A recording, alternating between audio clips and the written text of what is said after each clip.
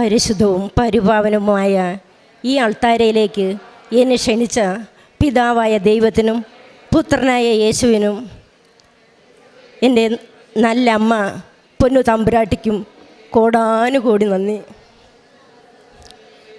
ഞാൻ ആദ്യമായിട്ട് കൃപാസനത്തിൽ വന്നത് 2023 മെയ് മാസം 6-ാം തീയതിയാണ്. ഉണ്ടായ സാഹചര്യം എന്ന് പറഞ്ഞാൽ, എൻ്റെ വീട്ടിൽ ഞാനും എൻ്റെ അമ്മയും ഒരു സഹോദരനുമാണ് താമസിക്കുന്നത്. വർഷങ്ങളായി അമ്മയും മക്കളും ആരാണെന്ന് തന്നെ തിരിച്ചറിയാൻ പാടില്ലാത്ത വിധം നിരന്തരം പീഡനങ്ങളും മർദ്ദനവും, പീഡനം എന്ന് പറഞ്ഞാൽ ശാരീരികമായിട്ട് മാനസികമായിട്ട്, അങ്ങനെ ഒരു യുദ്ധക്കളമായിരുന്നു എൻ്റെ ഭവനം. അപ്പോൾ ഓരോ ദിവസവും ഞാൻ എൻ്റെ ജീവൻ എങ്ങനെ ഒടുക്കണം എന്ന് ആലോചിച്ചിരിക്കും.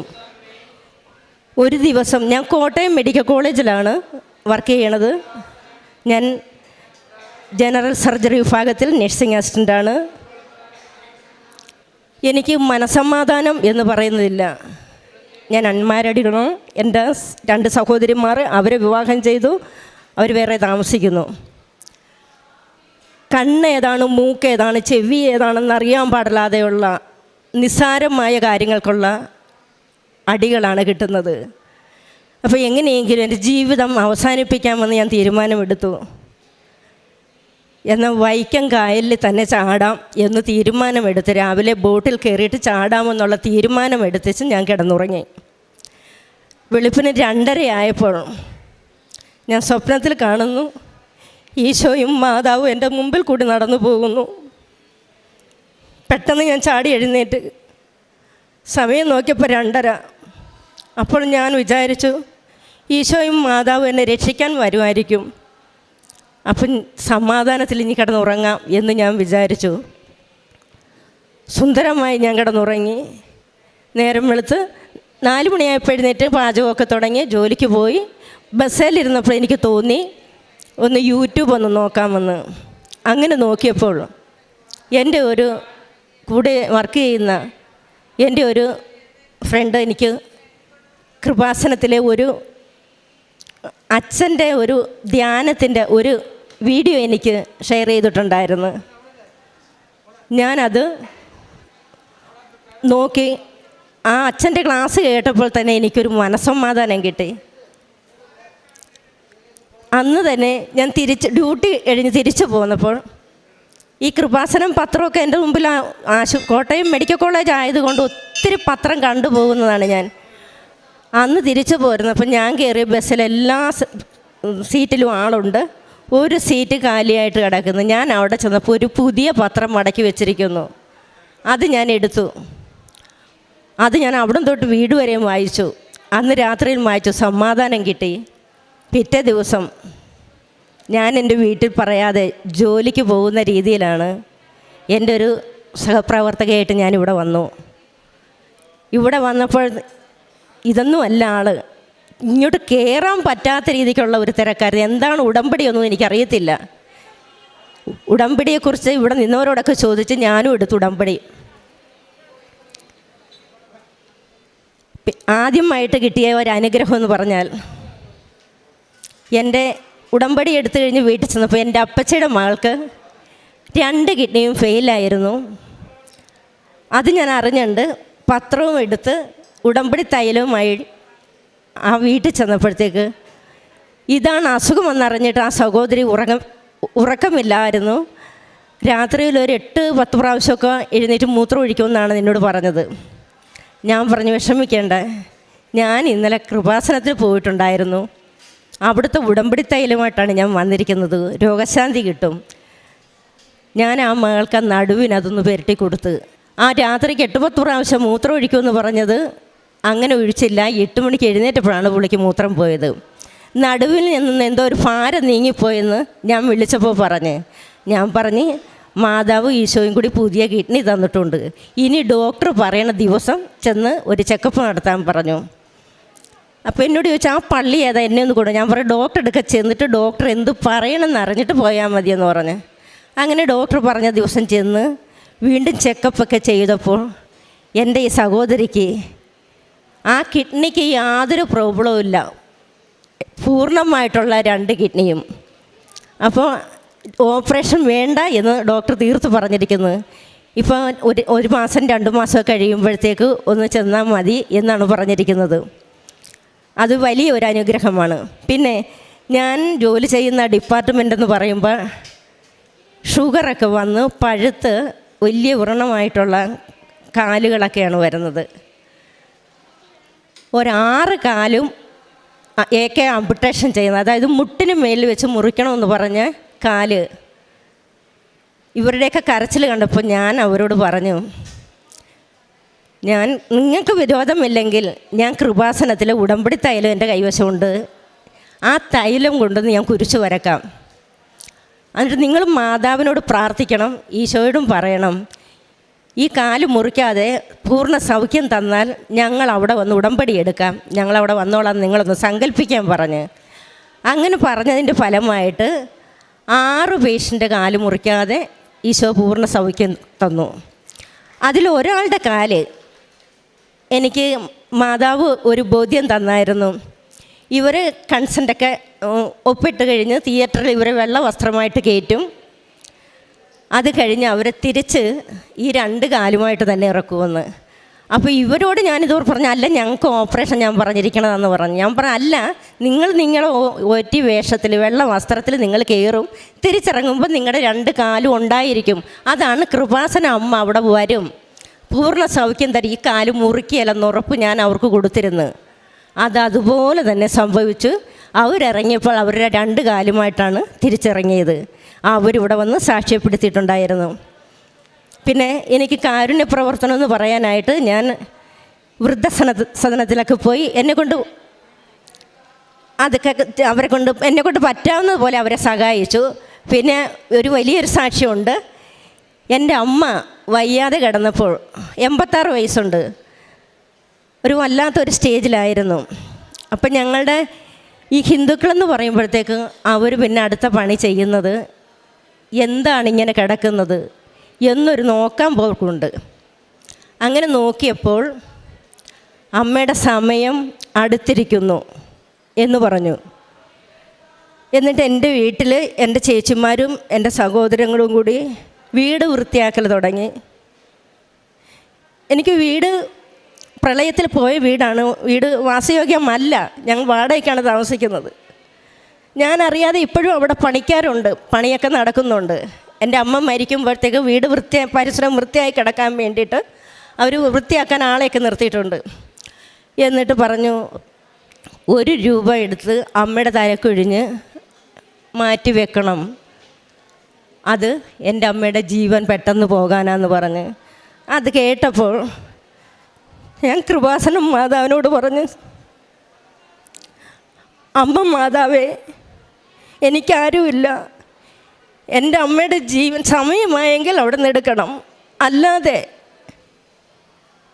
ആരെങ്കിലും എന്തെങ്കിലും പറഞ്ഞെന്നും പറഞ്ഞ് എൻ്റെ അമ്മയെ കൊണ്ടുപോകരുതും, എൻ്റെ അമ്മ എനിക്ക് തിരിച്ചു തരണം എന്ന് പറഞ്ഞ് ഞാൻ അമ്മയോട് മാതാവിനോടും ഈശോയോടും മുട്ടിപ്പായി പ്രാർത്ഥിച്ചപ്പോൾ എനിക്ക് പ്രാർത്ഥിച്ചുകൊണ്ടിരുന്നപ്പോൾ ഒരു ഭാഷ എൻ്റെ അതരത്തിൽ വന്നു. അമ്മ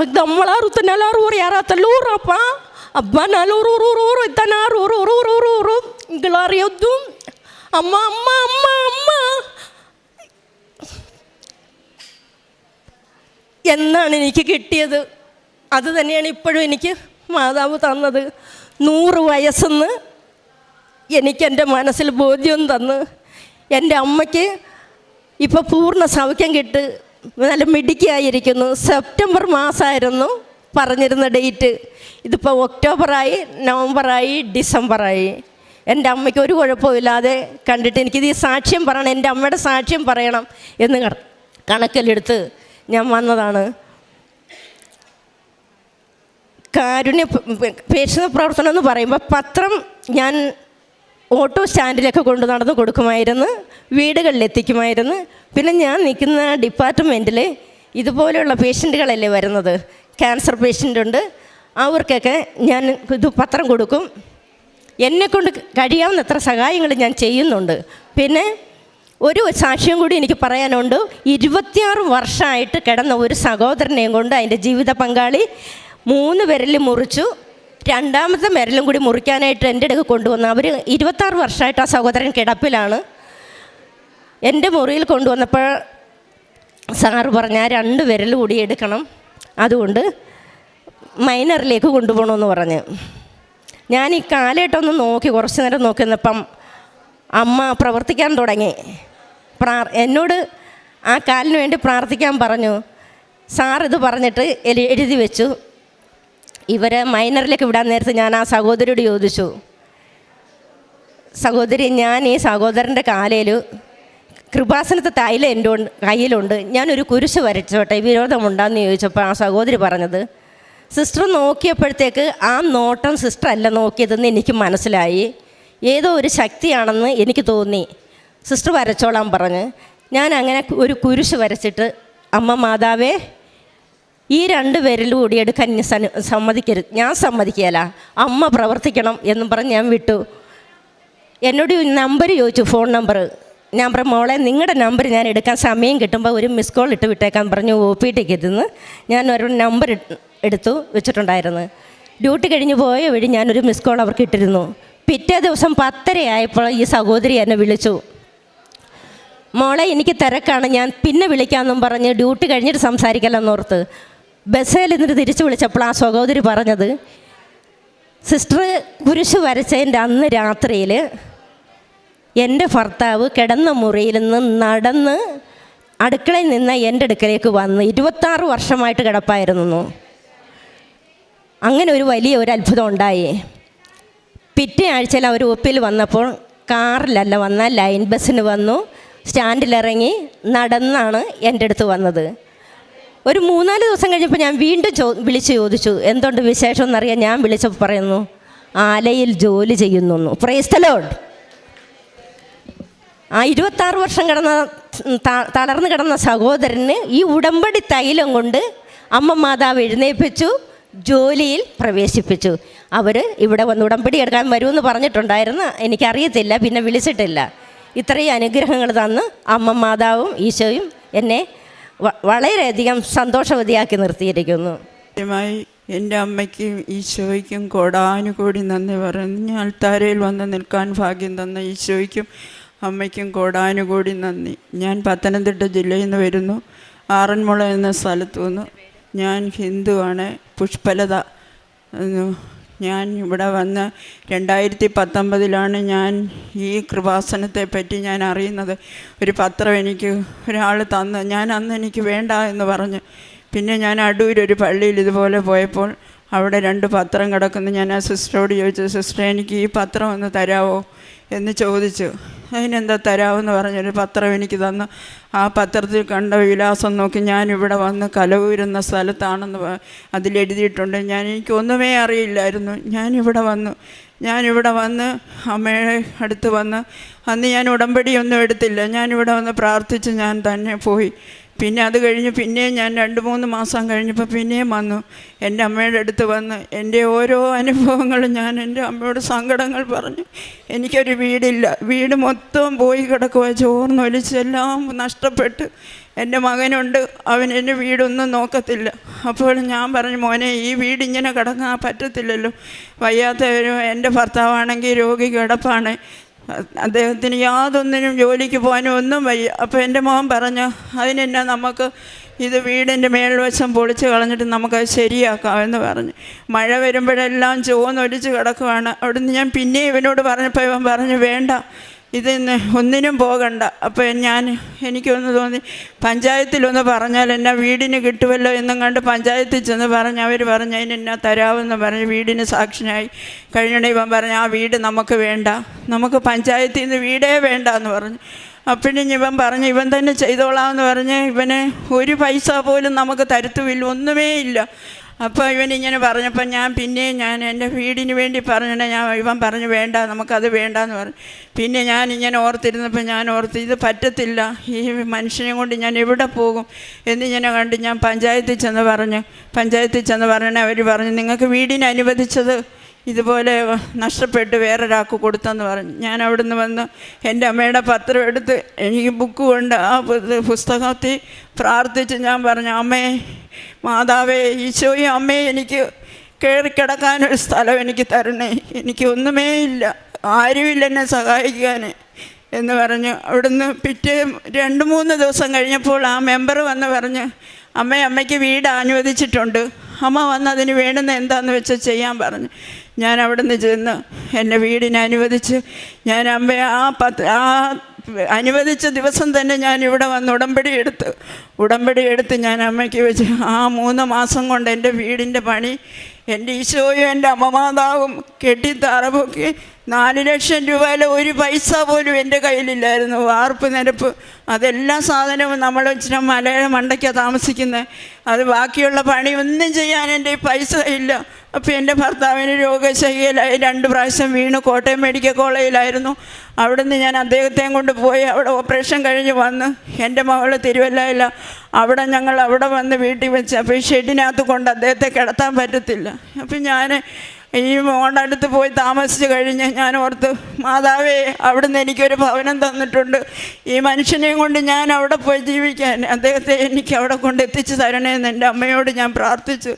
എൻ്റെ അമ്മ അവിടെ കൊണ്ടുവന്ന് കഴിഞ്ഞ് ഞാൻ ആ ഷെഡിനകത്ത് കിടക്കുന്ന വെള്ളമെല്ലാം ഒലിച്ച് കയറും. ഞാൻ എൻ്റെ വീട്ടിൽ ചെന്നിട്ട് ഞാൻ അവിടെ നിന്ന് എനിക്ക് തന്ന ഭവനത്തിൽ നിന്ന് ബാക്കി പണിയെല്ലാം കിടക്കുക, വാർത്തിട്ടതേ ഉള്ളൂ. ഞാൻ അവിടെ നിന്ന് നെഞ്ചത്തടിച്ച് കരഞ്ഞു, എൻ്റെ പരിശുദ്ധ അമ്മേ എനിക്ക് യാതൊരു നിവൃത്തിയില്ലേ, എൻ്റെ വീടിൻ്റെ പണി എനിക്ക് പൂർത്തീകരിക്കാൻ എനിക്കൊരു പൈസ പോലും ഇല്ലേ എന്ന് പറഞ്ഞു എൻ്റെ അമ്മയോട് സങ്കടപ്പെട്ട് കഴിഞ്ഞ് ഞാൻ ബാങ്കിൽ ചെന്ന് ഞാൻ പറഞ്ഞു. അപ്പോൾ അവിടെ കടമുണ്ട്. ഞാൻ പറഞ്ഞു, എനിക്ക് സാറേ എനിക്ക് ഇച്ചിരി പൈസ തന്നേ പറ്റത്തുള്ളൂ എന്ന് പറഞ്ഞു. എത്ര രൂപ വേണം നിങ്ങൾ അടയ്ക്കാനുണ്ടല്ലോ? ഞാൻ പറഞ്ഞു, ഞാൻ അടച്ചോളാം, കുറേശ്ശെ ഞാൻ അടച്ചോളാം, നിങ്ങൾക്ക് എത്ര രൂപ വേണം? ഞാൻ പറഞ്ഞു, മാതാവേ സാറേ എനിക്കൊരു 2 ലക്ഷം രൂപ തന്നാൽ മതി എന്ന് പറഞ്ഞു. നിങ്ങൾക്ക് എന്തിനാന്ന് ചോദിച്ചു. ഞാൻ പറഞ്ഞു, എൻ്റെ വീടിൻ്റെ പണി പൂർത്തീകരിക്കാനാണ്. ആ 2 ലക്ഷം രൂപ മതിയോ എന്ന് എന്നോട് ചോദിച്ചു. ഞാൻ പറഞ്ഞു, എനിക്ക് 2 ലക്ഷം രൂപ മതി, കാര്യം എനിക്ക് അടയ്ക്കാൻ നിവൃത്തിയില്ല. അപ്പോൾ പറഞ്ഞു, ശരി തരാമെന്നും പറഞ്ഞാൽ 2 ലക്ഷം രൂപയും കൊണ്ട് വന്ന് ബാക്കിയുള്ള പണി പൂർത്തീകരിച്ചു. എൻ്റെ മാതാവ് ഈശോയും എനിക്ക് ഇത്രയേറെ നന്ദി തന്ന എൻ്റെ ഈശോയ്ക്കും അമ്മയ്ക്കും കോടാനുകോടി നന്ദി എത്ര സ്തുതിച്ചാലും മതി വരില്ല. ഞാനിന്ന് അതിനകത്താണ് താമസിക്കുന്നത്. പിന്നെ എനിക്ക് എൻ്റെ കുഴി വെള്ളം കിണറ്റിലുണ്ടായിരുന്നു. എല്ലാ ഉണക്ക സമയത്തും വെള്ളം പറ്റിപ്പോവും. എൻ്റെ മാതാവേ ഞാൻ ഉപ്പ് കൊണ്ടുവന്ന് വെഞ്ചരിച്ച ഉപ്പ് വിശ്വാസ പ്രമാണം ചൊല്ലി ഞാൻ ആ കിണറ്റിലിട്ട് ഇന്ന് ഞാൻ കോരിക്കൂടി ഇന്ന് ഞാൻ മോട്ടർ അടിച്ച വെള്ളം രാവിലെ എൻ്റെ ആവശ്യത്തിനെടുത്ത് ഇഷ്ടം പോലെ എനിക്ക് വെള്ളം എൻ്റെ മാതാവ് തന്നു. എൻ്റെ കയറി കിടക്കാൻ എല്ലാവരും ആ ഇടയിൽ എല്ലാവരും പറയുന്നു, നീ എങ്ങനെ വീട് വെച്ചു, നീ എങ്ങനെ തന്നു? ഞാൻ അപ്പോഴും പറഞ്ഞു, എൻ്റെ അമ്മ മാതാവ് ഈശോയും എനിക്ക് തന്നേ, എനിക്കല്ലാതെ ആരുമില്ല. എൻ്റെ മോൾ എന്നോട് പറഞ്ഞു, അമ്മ എങ്ങനെ ഇത് വെച്ച്? അപ്പോഴും ഞാൻ പറഞ്ഞു, ഈശോയും അമ്മയാണ് എനിക്ക് തന്നത്. ഇന്ന് ഞാൻ അവിടെ എന്നെ 5:30 ആകുന്നുണ്ടെങ്കിൽ ഇന്ന് ഞാൻ എൻ്റെ ഭർത്താവിനെ വിളിക്കും. ഞാനൊരു ഹിന്ദുവാണ്, എന്നാലും എൻ്റെ ഭർത്താവിനെ വിളിക്കും, എടി പ്രാർത്ഥിക്കുന്നില്ലയോ? ഞാൻ എണ്ണീറ്റ് പ്രാർത്ഥിച്ചു വിശ്വാസ പ്രമാണം ചൊല്ലി എന്ന് ഞാൻ ഇന്നും ഞാൻ ആ പ്രാർത്ഥന മുടക്കിയിട്ടില്ല. ഇനി എൻ്റെ ജീവിതകാലം മുഴുവനും എൻ്റെ അമ്മ ഈശോയെ മാത്രമേ എനിക്ക് ആശ്രയമുള്ളൂ. പിന്നെ എൻ്റെ മോടെ തലയിൽ ഭയങ്കര ഉയരത്തിൽ നിന്ന് ഒരു തേങ്ങ വന്ന് എൻ്റെ കുഞ്ഞിൻ്റെ തലയുടെ ഉച്ചയ്ക്ക് വന്ന് വീണ് ഞാൻ പോലും അറിഞ്ഞില്ല. എന്നോട് പറയാതെ ഒരു കോട്ടയം മെഡിക്കൽ കോളേജിൽ കൊണ്ടുപോയി. ഞാനിവളെ വിളിച്ചെണ്ണ പറഞ്ഞു, അവളെ ആശുപത്രി കൊണ്ട്. കുഞ്ഞ് പറഞ്ഞു, അമ്മയെ ആശുപത്രിക്ക്. ഞാൻ ചോദിച്ചു, എന്താ മോനെ? അമ്മയുടെ തലയിൽ ഒരു തേങ്ങ വീണെന്ന് പറഞ്ഞു. ഞാൻ പറഞ്ഞു, എൻ്റെ ദൈവമേ ഇനി എന്ത് ചെയ്യും? ഞാൻ കൈയും കാലും മുഖവും കഴിയിച്ച് ഞാൻ എൻ്റെ മാതാവിൻ്റെ അടുത്ത് നിന്ന് മുട്ടുകുത്തി പ്രാർത്ഥിച്ചു, പരിശുദ്ധ അമ്മേ അവൾക്ക് 2 കുഞ്ഞുങ്ങളുണ്ട്, എനിക്ക് ഒറ്റ മോളെ ഉള്ളേ, മാതാവേ നീ കാത്തോണേ, നീ കൂടെ പോണേ, എൻ്റെ കുഞ്ഞിനൊന്നും വരല്ലേ എന്ന് ഞാൻ പ്രാർത്ഥിച്ചു. അവിടെ സ്കാൻ ചെയ്ത് അതിശയമായിട്ട് ഡോക്ടർ പറഞ്ഞു, യാതൊരു കുഴപ്പങ്ങളും ഇല്ലെന്ന്, നീ മോളായി നിൽക്കുന്നത്. അവൾക്ക് ഈ സമയം വരെ ഞാൻ എപ്പോഴും ചോദിക്കും, മോളെ തലയ്ക്ക് ഒരു കുഴപ്പവും ഇല്ലെന്ന് പറഞ്ഞു. പിന്നെ എനിക്ക് ഒത്തിരി എൻ്റെ അമ്മ മാതാവ് തന്ന ഒരുപാട് അനുഗ്രഹങ്ങൾ, ഒരുപാട് ചെറുതും വലുതുമായ അനുഗ്രഹങ്ങൾ ഞാൻ മറ്റുള്ളവർക്ക് വേണ്ടി പ്രാർത്ഥിച്ചാലും എൻ്റെ അമ്മ അത് കേൾക്കും. പരിശുദ്ധ അമ്മേ ഇനിയുള്ള കാലം മുഴുവനും എൻ്റെ അമ്മയെ ഈശോയെ മാത്രം മതി എനിക്ക്. അങ്ങനെ ഞാൻ ജീവിക്കുന്നത്. ഇത്രയും നന്ദി പറഞ്ഞ് എൻ്റെ അമ്മയ്ക്ക് ഈശോയ്ക്കും കോടാനുകോടി നന്ദി. ഈ അൽത്താരെ കയറി ഞാൻ ആദ്യമായിട്ടാണ് കയറി ഇങ്ങനെ മൈക്ക് പിടിച്ച് സംസാരിക്കുന്നത്. എൻ്റെ അമ്മയും ഈശോയും ഒരു കോടി നന്ദി, ഒരു കോടി നന്ദി. എത്ര പറഞ്ഞാലും മതിയാവില്ല. അത് കഴിഞ്ഞ് എൻ്റെ ഭർത്താവ് വീണ് കിടന്ന് ഞാൻ ഇപ്പോൾ 2.5 വർഷമായി കിടന്ന കിടപ്പിലാണ്. എല്ലാം അദ്ദേഹത്തിന് എഴുന്നേക്കാൻ പറ്റത്തില്ല. ഞാൻ പറഞ്ഞു, അപ്പോൾ എല്ലാവരും പറഞ്ഞു ഇനി നടക്കത്തില്ല. എൻ്റെ മോൻ ചോദിച്ചു, നിങ്ങൾ വലിയ ഭക്തയാണല്ലോ, അമ്മ എന്താ അച്ഛനെ നടത്താത്തത്? ഞാൻ എൻ്റെ അമ്മയുടെ വെഞ്ചരിച്ച ഉപ്പും തൈലവും എന്ന് ഞാൻ എൻ്റെ ഭർത്താവിൻ്റെ കാലെ പുരട്ടുമായിരുന്നു. ഇപ്പം അദ്ദേഹം തന്നെ എഴുന്നേറ്റ് നടക്കും. എൻ്റെ അമ്മയെ ഈശോയെ 1000 കോടാനുകോടി നന്ദി. അദ്ദേഹം നടക്കുന്നുണ്ട്. പരിശുദ്ധ അമ്മയ്ക്ക് ഈശോയ്ക്ക് 1 കോടി നന്ദി, 1 കോടി. എത്ര സ്തുതിച്ചാലും മതി വരില്ലേ. പിന്നെ കാരുണ്യ പ്രവൃത്തി എന്ന് പറയുന്നത്, പ്രായമായി ഞാൻ എൻ്റെ ഭർത്താവിനെ ഇതെല്ലാം നോക്കിയിട്ട് ഞാൻ ഒന്നിനും പോയിട്ടില്ല. പക്ഷേങ്കിൽ എന്നോട് എവിടെ വെച്ച് ഒരച്ഛനും അമ്മയും പ്രായമുള്ളവരാരും എനിക്ക് വിശന്നെന്ന് പറഞ്ഞാലും മോളെ എനിക്ക് തരാൻ പറഞ്ഞ് ഞാൻ 10 രൂപ വെച്ചാൽ 100 രൂപ കൊടുക്കും. എൻ്റെ കയ്യിലില്ല കൊടുക്കാൻ, എന്നാലും ഞാൻ കൊടുക്കും. അത്രയും എനിക്ക് ഞാൻ കൊടുത്തിട്ടുണ്ട്. ഭക്ഷണവും വാങ്ങിച്ചു കൊടുത്തു. അതാണ് ഞാൻ ചെയ്യുന്ന കാരുണ്യ പ്രവൃത്തി. അല്ലാതെ പത്രം കൊണ്ട് കൊടുക്കും. ഞാൻ എല്ലാവരും എന്നോട് പറയും, പത്രം കൊണ്ട് കൊടുക്കാൻ ചെല്ലുമ്പോൾ പറയും, ഇതെന്തിനാ, നിങ്ങൾക്ക് വേറെ ഒരു പണിയില്ലേ, ഇതെന്തിനാ, ഞങ്ങൾക്ക് വേണ്ട. ഞാൻ പറയാം, അങ്ങനെ പറയല്ലേ. ഇതാ എനിക്ക് കിട്ടിയ അനുഭവങ്ങൾ ഞാൻ അവരോട് പറയും. ഒത്തിരി പേരോട് ഞാൻ പറഞ്ഞു. ഈ കഴിഞ്ഞ മാസം ഞാൻ പത്രം വാങ്ങിച്ചുകൊണ്ട് നിന്ന് എല്ലാവരും എൻ്റെ കയ്യിൽ നിന്ന് പത്രം വാങ്ങിച്ചു. ആരും പറഞ്ഞില്ല വേണ്ടാന്ന്. ഞാൻ ഇത്രയും നന്ദി എനിക്ക് തന്ന ഈശോയ്ക്കും അമ്മയ്ക്കും 1 കോടി നന്ദി. എത്ര സ്തുതിച്ചാലും മതി വരില്ല. ആത്മീയ ജീവിതം ഞാൻ 5:30 എൻ്റെ ഭർത്താവ് വിളിച്ച് ഞാൻ പ്രാർത്ഥിക്കും. സന്ധ്യാപ്രാർത്ഥനയുണ്ട്. അതിതുവരെ മുടങ്ങിയിട്ടില്ല. ചില ദിവസം ഇച്ചിരി താമസിക്കും. എന്നാലും ഞാൻ ഈശോയോടും അമ്മയോടും പറയും, അമ്മേ ഞാൻ ഇത്രയും ഒരു ചെറിയ പണിയുണ്ട് എനിക്ക്, ഞാൻ അതിനും പോയിട്ട് വന്ന് വീട്ടിലെ ജോലി അദ്ദേഹത്തെ ശുശ്രൂഷിച്ചു. അമ്മേ ഞാൻ എൻ്റെ ക്ഷീണം കൊണ്ട് ഉറങ്ങിപ്പോയത് അമ്മേനോട് ക്ഷമിക്കണേ എന്ന് പറയും. എന്നാലും ഞാൻ എല്ലാ ദിവസവും ഞാൻ മുടങ്ങാതില്ല പ്രാർത്ഥിക്കും. എൻ്റെ ഈശോയ്ക്കും അമ്മയ്ക്കും നന്ദി. ബൈബിളിൽ ഞാൻ വായിക്കും, ജപമാല മുട്ടുമേൽ നിന്ന് പ്രാർത്ഥിക്കും. എനിക്ക് കാല് മടക്കത്തില്ലായിരുന്നു. ഞാൻ ആ മുട്ടുകാലയിൽ നിന്ന് ആ ജപമാല തീരുന്നിടം വരെ ഞാൻ പ്രാർത്ഥിക്കും. ഇത്രയാണ് ഞാൻ ചെയ്യുന്നത്. എൻ്റെ മാതാവേ ഈശോയ്ക്കും കോടാനുകോടി നന്ദി. ഞാൻ നിങ്ങളെ അനാഥരായി വിടുകയില്ല, ഞാൻ നിങ്ങളുടെ അടുത്തേക്ക് വരും. യോഹന്നാൻ്റെ സുവിശേഷം 14-ാം അധ്യായം 18-ാം വചനമാണ്. ദൈവത്തിൻ്റെ സാന്നിധ്യം എന്നും എപ്പോഴും ഉടമ്പടി മക്കളുടെ ജീവിതത്തിലുണ്ടാകും. പരിശുദ്ധ അമ്മ, കൃപാസനം അമ്മ ആത്മീയതയുടെ ഒരു നിറവിടമാണ്. ഈശോ നമ്മെ അനാഥരാക്കി വിടുന്നില്ല എന്നത് പലപ്പോഴും കൃപാസനം അമ്മയുടെ ഇടപെടലിലൂടെയാണ് എന്ന് നമുക്ക് അനുഭവ സാക്ഷ്യങ്ങളിൽ നിന്നാണ് മനസ്സിലാകാൻ സാധിക്കുന്നത്. ഉടമ്പടിയിലൂടെ അസാധ്യമായ കാര്യങ്ങൾക്ക് പരിഹാരം കാണുകയും രോഗസൗഖ്യവും കുടുംബസമാധാനവും ഭവനമില്ലായ്മയിൽ നിന്ന് ഭവനവും പരിശുദ്ധ അമ്മ നമ്മളോടൊപ്പം നമ്മുടെ കൂടെ നിന്ന് പ്രാർത്ഥിക്കുന്നത് കൊണ്ട് പരിശുദ്ധ അമ്മയുടെ മധ്യസ്ഥതയിലാണ് നമ്മൾക്ക് ഓരോ കാര്യങ്ങളും നിയോഗങ്ങളും സമർപ്പിച്ച് പ്രാർത്ഥിക്കുമ്പോൾ പരിശുദ്ധ അമ്മ ഇടപെട്ട് ഈശോയിൽ നിന്നും മേടിച്ചു തരുന്നതാണ്. മരിയൻ ഉടമ്പടി നമ്മൾ ദൈവത്തോട് ചേർന്ന് ജീവിക്കുന്നു. ആ ജീവിതത്തിൽ കൃപാസനം അമ്മയാണ് നമ്മുടെ കരം പിടിച്ച് ഈശോയിലേക്ക് നയിക്കുന്നത്. ഏത് പ്രതിസന്ധി ആയാലും ജീവിത പ്രശ്നങ്ങളായാലും അമ്മയാണ് നമ്മുടെ കൂടെ ഉള്ളത്. ഉടമ്പടിയിൽ നാം ദൈവത്തോട് ചേർന്ന് ജീവിക്കുന്നു. നമ്മെ ഉപേക്ഷിക്കാത്ത ഒരു ദൈവമാണ് നമ്മുടെ കൂടെയുള്ളത്. നമ്മെ സംരക്ഷിക്കുന്ന ഒരമ്മയാണ് നമ്മുടെ കൂടെയുള്ളത്. ആ അമ്മയാണ് ഉടമ്പടി മക്കളുടെ ദൈവ സാന്നിധ്യം അനുഭവിക്കാൻ നമ്മളെ സഹായിക്കുന്നത്. നമ്മൾ കേട്ട സാക്ഷ്യം പുഷ്പലത എന്ന സഹോദരിയുടെ സാക്ഷ്യമാണ്. ഈശോയിലും അമ്മയിലും ചേർന്ന് ദീപിക്കുമ്പോൾ നമുക്കുമൊന്നും ഭയപ്പെടേണ്ട ആവശ്യമില്ല. എല്ലാം നടത്തി തരുന്ന ദൈവമാണ് നമ്മുടെ കൂടെയുള്ളത്. ഉടമ്പടി മക്കൾ ദൈവ സാന്നിധ്യം അനുഭവിക്കുന്ന മക്കളാണ്. നമ്മുടെ ജീവിതത്തിൽ വിശ്വസിച്ച് അമ്മ മാതാവിൻ്റെ കൃപാസനം അമ്മയുടെ വഴികളിലൂടെ നടന്നാൽ ജീവിതത്തിൽ എന്ത് പ്രശ്നം വന്നാലും നമ്മൾ അനാഥരാവില്ല. നമ്മുടെ കൂടെ ദൈവമുണ്ട്. മരിയൻ ഉടമ്പടി വിശ്വസ്തരായി നിലനിൽക്കുവാൻ, കൃപയിൽ നിലനിൽക്കുവാൻ നമുക്ക് പ്രാർത്ഥിക്കാം. ജീവിതത്തിലെ എല്ലാ പ്രശ്നങ്ങളിലും ദൈവസാന്നിധ്യം നമുക്ക് മനസ്സിലാക്കാൻ സാധിക്കട്ടെ എന്ന് പ്രാർത്ഥിക്കുകയും പുഷ്പലതയ്ക്കും കുടുംബത്തിനും ലഭിച്ച എല്ലാ അനുഗ്രഹങ്ങൾക്കും നമ്മൾക്ക് കരങ്ങളടിച്ച് ദൈവത്തെ മഹത്വപ്പെടുത്താം. യേശുവേ നന്ദി, യേശുവേ സ്തുതി, ആവേ മരിയ.